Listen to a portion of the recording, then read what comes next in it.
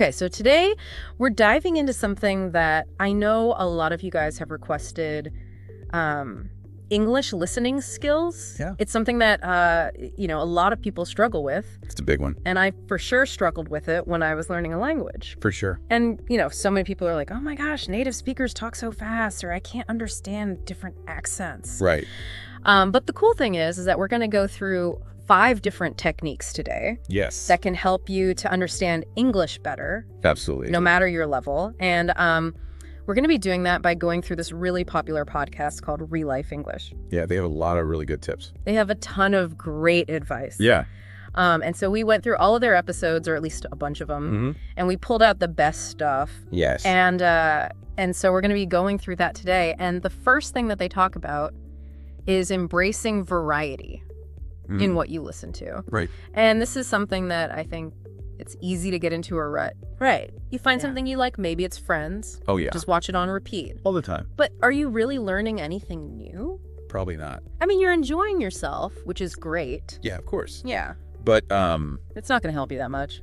it's like I always think about this with working out. Yeah. Like if you only ever lift 5-pound weights, You'll never get any stronger. you'll never get any stronger. So you got to like mix it up. You got to, do different exercises. Absolutely. Use heavier weights, sometimes lighter weights. And it's the same with listening. For sure. If you're always listening to the same thing, To the same accent, to the same speed. you're not going to improve as much as if you were listening to like a variety of different speeds. Right. A variety of different accents. Absolutely. And that is something that Real Life English talks about. Absolutely.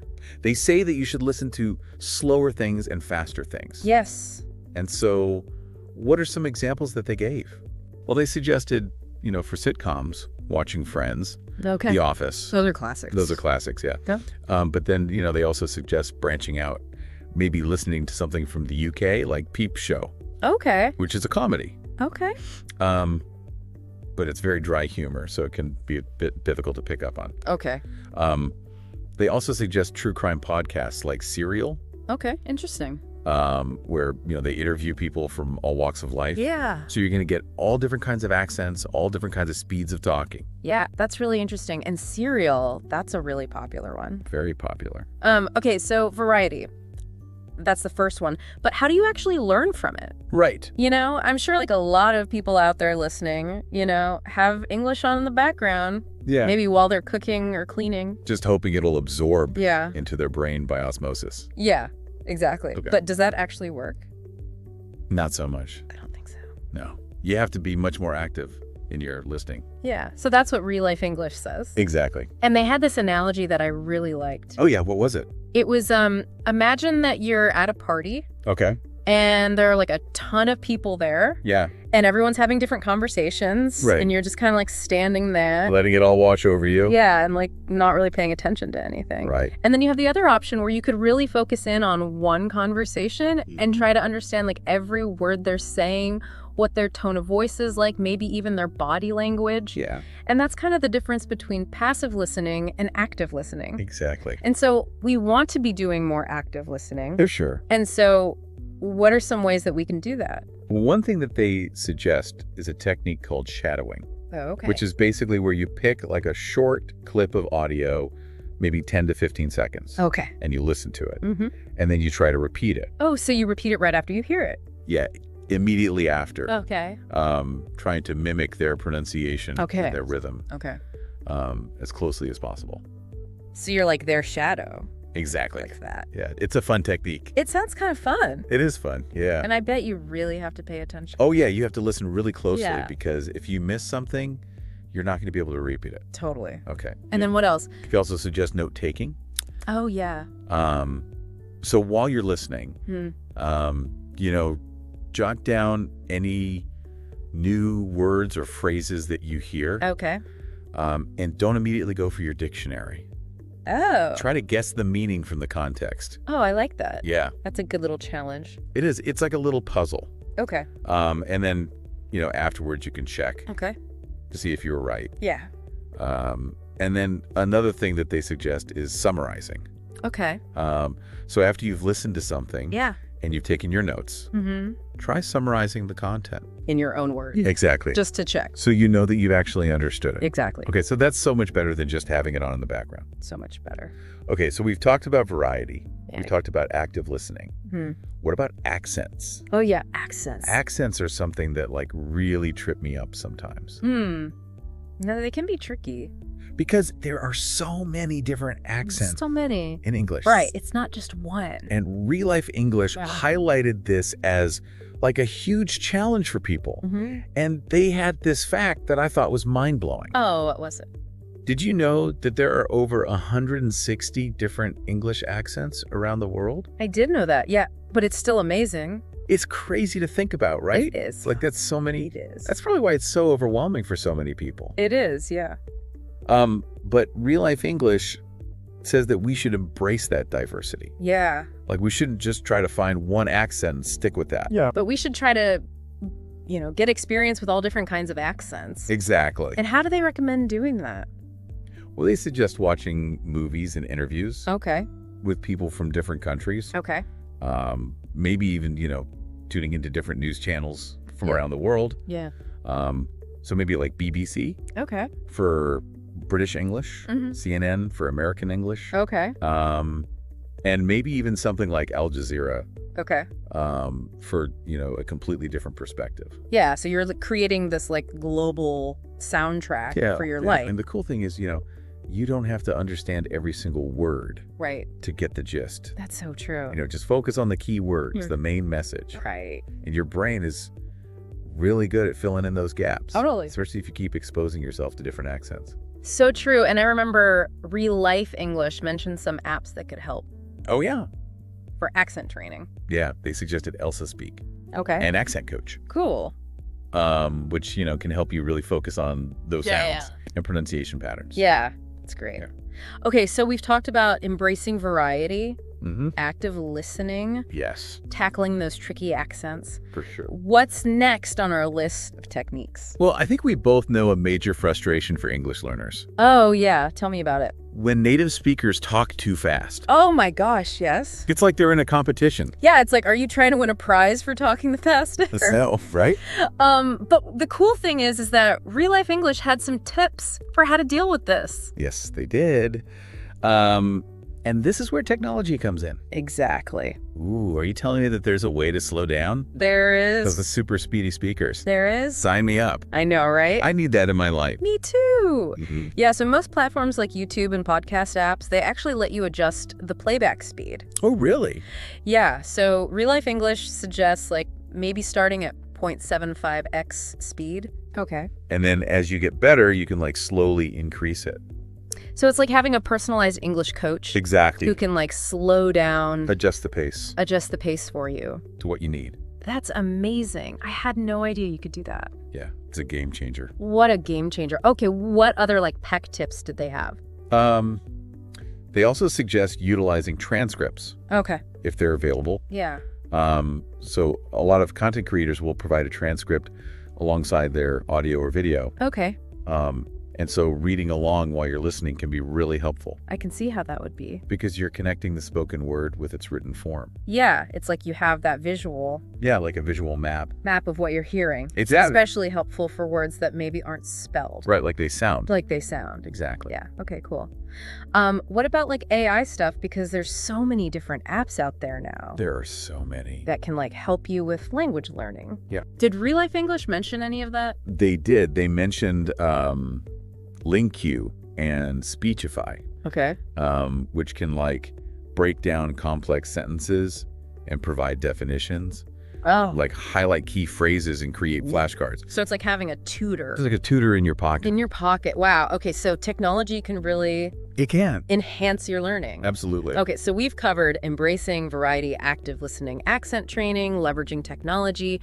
What's the final piece of the puzzle? Well, as helpful as all of those techniques are, Mm.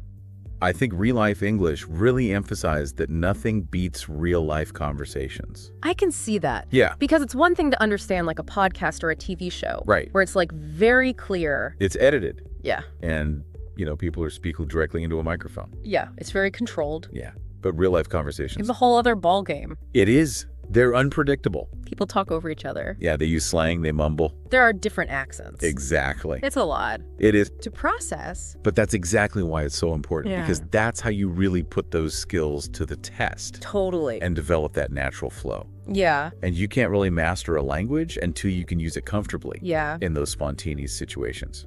So did Real Life English give any tips for how we can get more real life conversations Yeah. into our practice? First, they suggest language exchange programs. Okay. So there are a bunch of great apps out there, Oh, yeah. Like what? like HelloTalk and Tandem. Yeah.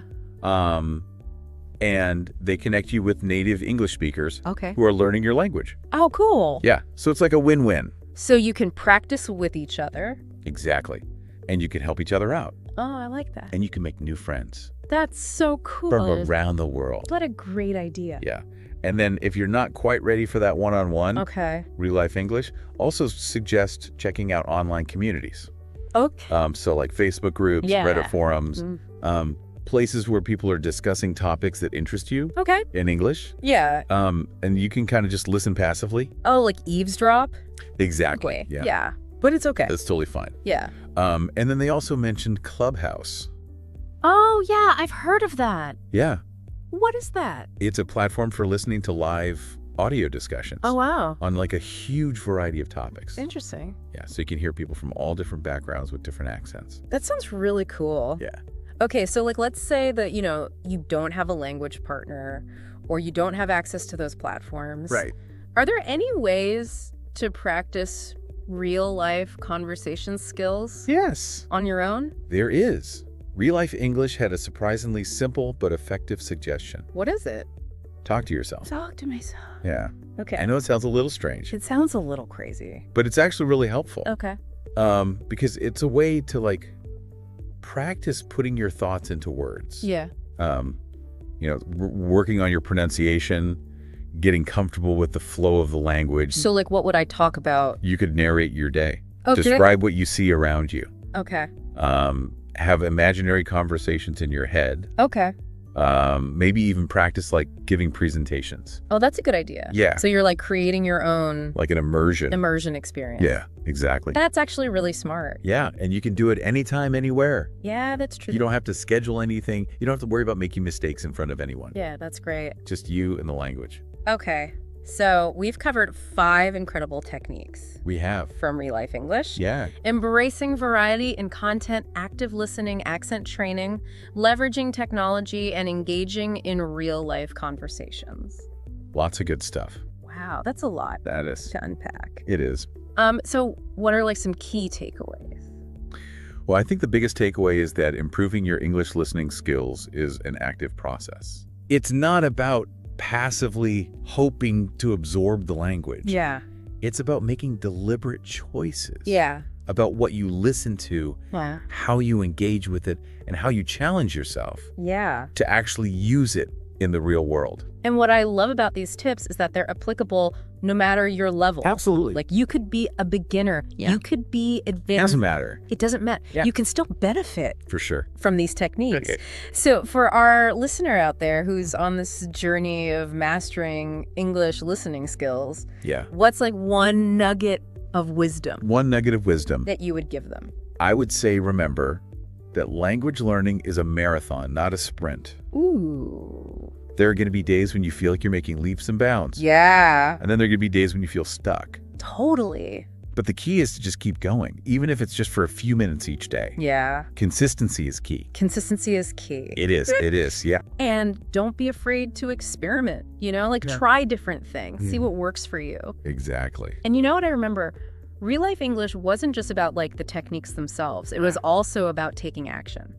Exactly. Like they had these little mini challenges Look at it. throughout the episode. Mhm. I remember one of them was like, pick a new type of English content, Oh, yeah. like something you've never listened to before. Yeah. Something totally different. Yeah, and just give it 10 minutes. Right. Like that feels doable Very doable. for anyone, even if you have like a really busy schedule. Yeah, exactly. It's just about like Yeah, just a little taste. dipping your toes in the water. Exactly. And then I remember another challenge was to like listen to a short YouTube video twice and then explain it to someone. Yeah. Like, or even just to yourself Yeah. in your own words. Right. Like That's a good one. That is a good one because then it forces you to actually like pay attention. Yeah. Make sure you understand Yeah. the main points. And I think that's a valuable skill too. Oh, absolutely. Like not just for language learning, Right. but just in general, like being able to Summarize.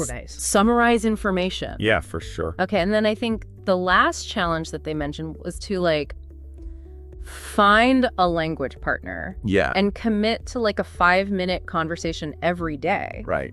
which I love that because it just builds consistency, It does. right? Like it doesn't have to be this huge thing. You know, just 5 minutes. Yeah, 5 minutes is totally doable. Exactly. So it's not just about, learning the techniques. Yeah. It's about putting them into action. It is. It's about, taking that passive learning and Yeah. turning it into active engagement. Yeah. And I think if we connect this to the bigger picture, Mm-hmm. it's not even just about English. It's about developing this mindset Yeah. of continuous learning and improvement. Absolutely. It's about like challenging yourself to step outside your comfort zone Exactly. and embrace new experiences. Yeah, that's a great way to look at it. So for our listener out there Yeah. who's on this journey of mastering English listening skills, Mm-hmm. what's like one final nugget of wisdom One final nugget. that you would leave them with? I would say this.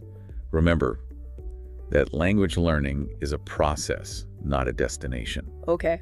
There will be ups and downs. There will be moments of frustration and moments of triumph. Yeah, for sure. But the most important thing is to just keep going. Keep going. Keep practicing. Keep believing in yourself. Yeah, and to remember that every little step you take, Absolutely. no matter how small it is, Yeah, it's bringing you closer to your goal. it is for sure. So to everyone out there working on their English listening skills, Uh-huh. we're cheering you on. We are. You got this. Keep listening Keep learning. and keep exploring the amazing world of English. And hey, maybe one day you'll be the one sharing your tips and tricks on the deep dive. That would be amazing. All right, until then, happy listening. Happy listening.